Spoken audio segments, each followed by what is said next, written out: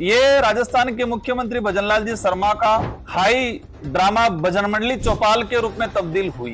कई लोगों को अंदर घुसने नहीं दिया, पुलिस ने धक्का मार के उनको बाहर भगाया। नाम रखा ग्राम विकास चौपाल कि भजनलाल जी ने पूर्व वसुंधरा जी के गुट के लोग थे, उनको भी साइड कर दिया, उनको एंट्री नहीं दी गई, यहां तक जानकारी मिली। सोलर के नाम से कई भूमाफियों ने आदिवासी दलितों की जमीनें ली है। हम कह रहे हैं 7,000 नहीं, आप तो 700 करोड़ का प्रोजेक्ट बना लो, डूंगरपुर बांसवाड़ा के किसानों का भला हो जाएगा। क्योंकि आदिवासी इलाका है, यह बोला इलाका है, यहाँ तो सुबह उठ के वॉकिंग करके चॉकलेट खिला के राजी कर दिया गया है। और राजस्थान के मुख्यमंत्री जी कह रहे हैं मुझे नहीं पता कौन सा पेपर लीक हुआ है।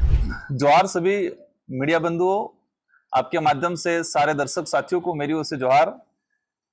2 दिन पूर्व राजस्थान के मुख्यमंत्री भजनलाल जी शर्मा का आदिवासी बाहुल्य क्षेत्र बांसवाड़ा और डूंगरपुर 2 जिलों का दौरा रहा और दौरे के साथ ही उन्होंने रात्रि चौपाल किया, जिसका नाम दिया ग्राम विकास चौपाल। बांसवाड़ा जिले के कुशलगढ़ क्षेत्र में और दूसरा डूंगरपुर जिले के 84 विधानसभा क्षेत्र के हमारे दंबोला गांव में। ये राजस्थान के मुख्यमंत्री भजनलाल जी शर्मा का ग्राम विकास चौपाल जो थी वो ग्राम विकास चौपाल नहीं होते हुए कहा जाए कि हाई ड्रामा भजन मंडली चौपाल के रूप में तब्दील हुई। एक हाई ड्रामा जो कहा जाता है कि ये योजनाबद्ध तरीके से एक जो ड्रामा सेट किया गया था और उस ड्रामे से ये शो करना चाह रहे थे कि हम राजस्थान के हितैषी हैं, दक्षिणी राजस्थान आदिवासी बाहुल्य क्षेत्र के हितैषी हैं, गरीबों के हितैषी हैं। इनका जो टाइटल था और उनका जो उद्देश्य दिखाया गया वो ये था कि हम जनता के बीच में जाएंगे, जनता की भावना को समझेंगे, सुनेंगे और इसका समाधान करेंगे। ये इनका टाइटल दिया गया था। और उस पूरे दृश्य को, पूरे दौरे को हमने नजदीकी से देखा, महसूस किया, समझा। और महसूस और समझने के बाद मेरे सहित आम जन में ये एहसास हो गया कि ग्राम विकास चौपाल नहीं, ये एक हाई प्रोफाइल ड्रामा भजन मंडली प्रोग्राम था। ये बात इसलिए बोल रहा हूं कि पहला लाइन तो ये कि उन्होंने जन सुनवाई जो शब्द था उसका ही अर्थ दूसरा निकाला। उस शब्द को, जन सुनवाई जो उद्देश्य था, जन सुनवाई का जो शब्द है और जिस तरह से जन सुनवाई होती है उसको ही खत्म कर दिया उन्होंने। आम जन को वहां पहुंचने नहीं दिया गया, तो जन को पहुंचने ही नहीं दिया गया, तो जन का जो था वो अर्थ एक अनर्थ कर दिया उन्होंने। जन को अंदर सुनवाई में पहुंचने नहीं दिया गया। और सुनवाई का जो था, तो सुनवाई में पहले से उनको लिस्टेड थे कि किससे बात करनी है, कैसे बात करनी है, और जिससे बात करनी है उसको पहले से अधिकारियों के द्वारा ट्रेनिंग दी गई थी कि आपको ये बोलना है, ये जवाब देना है। जन सुनवाई इसे कहते हैं कि आम जन की हिस्सेदारी हो, आम जन अपनी समस्या को गिनाए और उसका समाधान हो, उसको जन सुनवाई कहा जाता है। लेकिन भजनलाल जी ने एक ड्रामा किया गया। ये मैं ये बात इसलिए बोल रहा हूं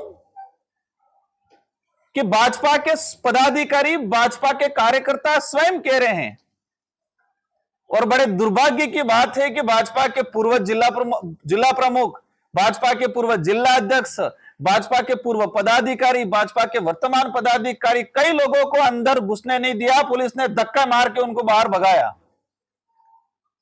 दंबोला की बात करें, दंबोला के स्थानीय ग्रामीणों को जब रात्रि चौपाल जो हुआ, उस चौपाल में प्रवेश नहीं किया, करने दिया गया। जिसको पास जारी कर रखा था, कार्ड जारी कर रखा था, उनको ही प्रवेश करने दिया गया।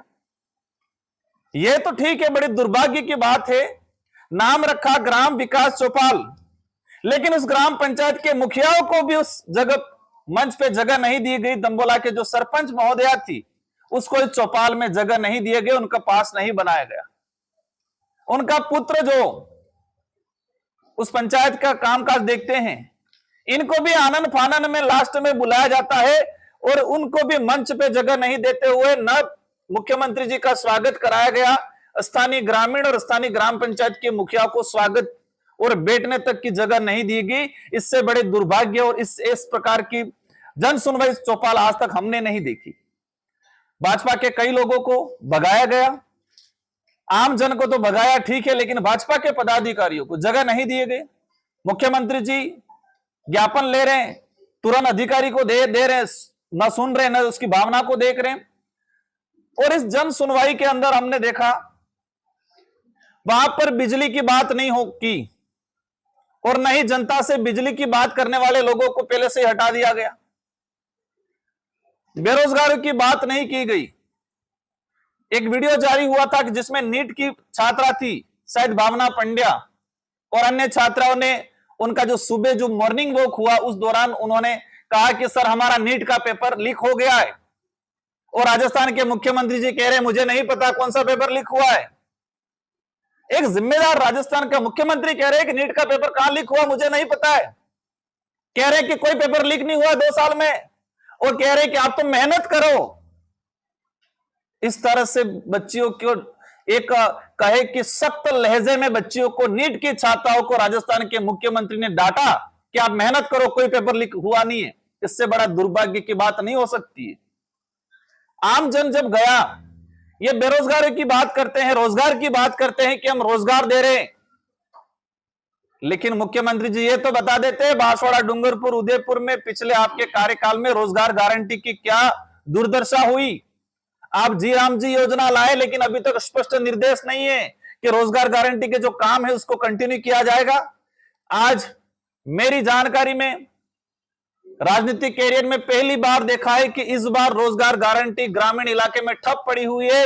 इस क्षेत्र का आदिवासी, पिछड़ा, दलित, आम जन, गरीब तबके का व्यक्ति घर पे बैठा हुआ है बिना रोजगार का, और वो गुजरात पलायन करने के लिए, जाने के लिए मजबूर है। ये उनका विकास है। ये किसानों की बात कर रहे हैं, कह रहे कि हम किसान हितों से, किसानों से चर्चा किया गया। मैंने नजदीकी से देखा, उनका सारा पूरा लाइव देखा। एक किसान से चर्चा कर रहे हैं, किसान को खड़ा कर रहे हैं। किसान कह रहा है कि मैंने पोली हाउस सैंक्शन कराया, पोली हाउस में मुझे यह फायदा हुआ। भजनलाल जी के राज में जो किसानों के प्रति कुटाराघात हुआ, मैं आपके सामने बताना चाहूंगा। जिस पोली हाउस की उन्होंने बात की उसी पे बताना चाहूंगा। भजनलाल जी के राज में पोली हाउस जो स्कीम थी उसको खत्म करने का काम किया गया है। वो ऐसे किया गया है, पहले पोली हाउस 4000 वर्ग फीट का स्वीकृत होता था, और गवर्नमेंट 75% से अधिक सब्सिडी देती थी, और किसान की हिस्से राशि 5 लाख के आसपास थी। और भजनलाल जी ने अभी साल भर पहले 4000 वर्ग फीट की जो पोली हाउस था उसको घटा के 2000 वर्ग फीट कर दिया गया।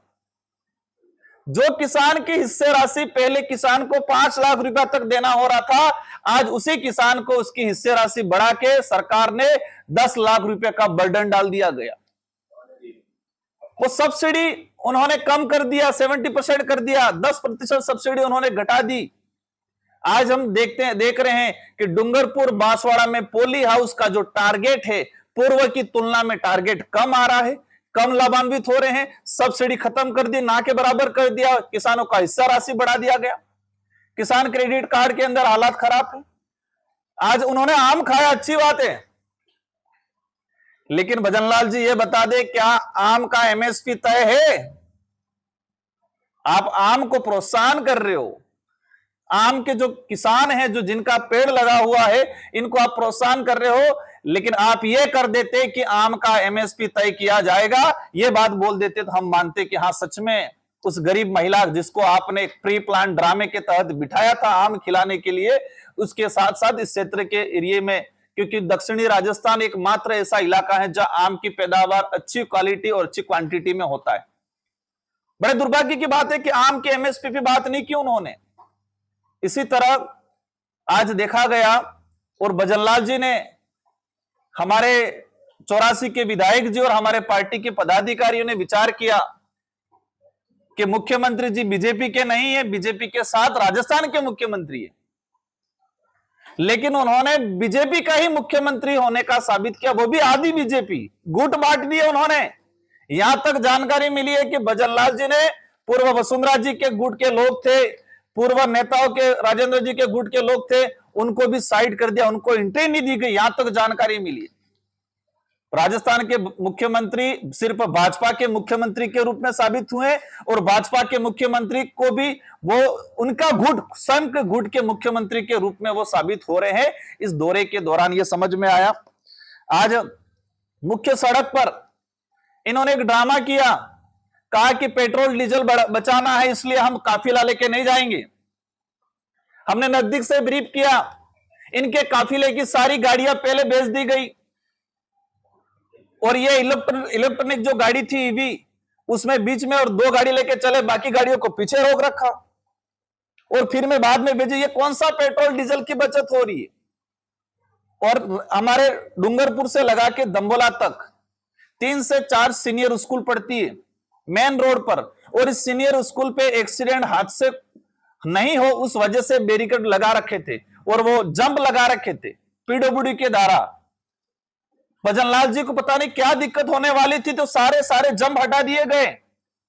उस जगह पर भविष्य में हादसा हो सकता है, क्योंकि स्कूल, सीनियर स्कूल, धार्मिक स्थल, सार्वजनिक स्थल जहां पर जम लगे हुए थे, अधिकतर जगह उन्होंने जम हटवा दिए गए हैं। ये बड़ा दुर्भाग्य, एक तरह का प्री प्लान ड्रामा था, न कि एक जन सुनवाई थी। हमने देखा पिछले समय के अंदर राजस्थान की सरकार ने इस इलाके के साथ एक कुटाराघात करने वाला आदेश पारित किया गया। यह दक्षिणी राजस्थान शेड्यूल 5 संविधान का जो अनुच्छेद 244 वन जो है उसके तहत विशेष क्षेत्र घोषित किया गया है। इस क्षेत्र के लिए था कि 1970 से पहले जो निवासरत है उसी के लिए मूल निवास प्रमाण पत्र बनेगा। इस क्षेत्र में जिस व्यक्ति को मूल निवास प्रमाण पत्र बनाना है उसको 1970 से पहले निवास उसके पिताजी या उसके दादाजी होना अनिवार्य है, वो प्रावधान था। लेकिन इस सरकार ने एक आदेश निकाला, गृह विभाग 19/2026 जयपुर से 8/5/2026 को, और उस आदेश में यह कर दिया कि अनुसूचित क्षेत्र के अंदर जो 10 साल से पहले निवास कर रहा है उस सभी का मूल निवास प्रमाण पत्र जारी कर दिया जाएगा। इस क्षेत्र की आदिवासी सहित अन्य समुदाय जो वर्षों से यहां निवास रहे उनके विशेषाधिकारों को खत्म करने का काम राजस्थान की भजनलाल जी की सरकार ने किया। दूसरा, पूरे राजस्थान के अंदर एसटी एससी के व्यक्ति की जमीन अन्य व्यक्ति नहीं खरीद पाए, यह प्रावधान बना हुआ है। यह राजस्थान भू राजस्व अधिनियम 2007 था, उसको संशोधन करके भू राजस्व अधिनियम संशोधन विधेयक 2024 लाए, और उस 24 में उन्होंने यह किया, सोलर योजना के नाम से एसटी एससी की जमीन कोई भी ले सकता है। कन्वर्ट का रूल्स था कि कन्वर्ट करानी है तो वहां तक पहुंच सड़क होनी चाहिए, लेकिन वो कन्वर्ट का रूल खत्म कर दिया। कन्वर्ट के लिए पहले एसडीएम और कलेक्टर का पावर था, और अभी उन्होंने क्या कर दिया, अभी उन्होंने तहसीलदार पे और समय फिक्स कर लिया कि इतने समय में ही उनको कन्वर्ट कराना है। इससे यह देखा कि डूंगरपुर, बांसवाड़ा सहित पूरे आदिवासी इलाके में सोलर के नाम से कई भूमाफियों ने आदिवासी दलितों की जमीनें ली है, वास्तविक धरातल पे सोलर नहीं लगा हुआ है। एक इस क्षेत्र का बड़ा इशू है, आदिवासी सहित पूरा इस क्षेत्र में रहने वाला सामान्य ओबीसी एससी सभी समुदाय के युवाओं के साथ बाध्यता को लेकर कुटाराघात हो रहा है। पिछले 2-3 सालों की भर्ती में हम देख रहे हैं कि अधिकतर सीटें खाली जा रही हैं। इस क्षेत्र का युवा आवाज उठा रहा है कि 40% जो बाध्यता रखी है उसको हटाया जाए, लेकिन इस सरकार ने इस बाध्यता को नहीं हटाया गया है। और इन समस्त मुद्दों को लेकर हमारे युवा साथी ज्ञापन देने गए तो मुख्यमंत्री जी ने ज्ञापन लेने से इनकार कर दिया गया।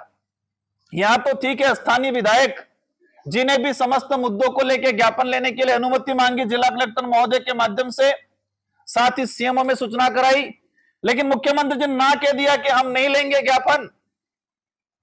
इसलिए हमें कहना पड़ रहा है कि राजस्थान के मुख्यमंत्री जी की चौपाल नहीं थी, जन सुनवाई नहीं थी, ये हाई प्रोफाइल ड्रामा भजन मंडली कार्यक्रम था।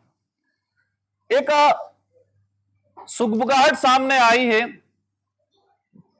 केंद्र के मंत्रियों के प्रेशर में आके राजस्थान के मुख्यमंत्री जी 7,000 करोड़ का एक प्रोजेक्ट तैयार करने, अनास और माही से सोमकमलाबा में लिफ्ट के तहत पानी, और वहां से ले जाके ये उदयपुर खेरवाड़ा, वहां से होते हुए जालोर, पाली, सिरोही उस क्षेत्र में पेयजल परियोजना और सिंचाई परियोजना के लिए 7,000 करोड़ की एक प्रोजेक्ट ला रहे हैं।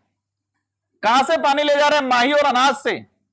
हमें कोई दिक्कत नहीं है, लेकिन हमें दिक्कत यह है कि इस इलाके से विस्थापित परिवार, डूंगरपुर, बांसवाड़ा, हमारा आंबा कुआ, छोटी सरवन, साबला, चिकली, गलियागुट, पीपलकुट, ये जो इलाका है आज सिंचाई तो ठीक है, पेयजल के पानी के लिए भी तरस रहा है।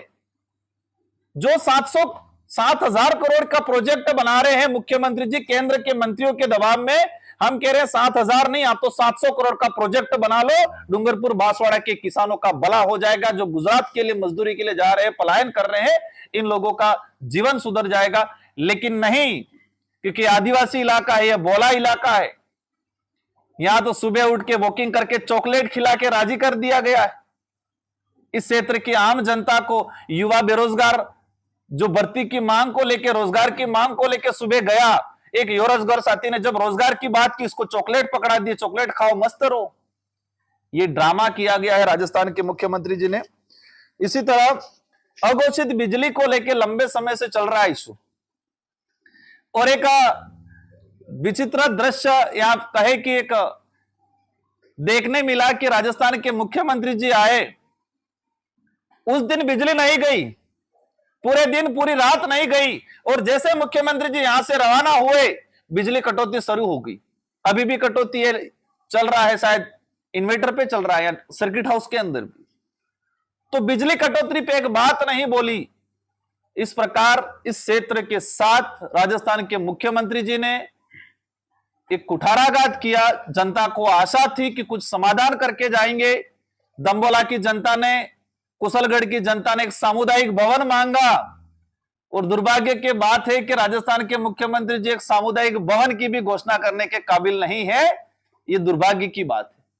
लोगों ने उस जिस ग्राम पंचायत में आप चौपाल थी, उस ग्राम पंचायत में सड़क मांगी, वहां की सड़क नहीं दी गई। दंबोला के अंदर शमशान घाट तक जाने के लिए रास्ता नहीं है, लोग खट्टे लेके जा रहे हैं।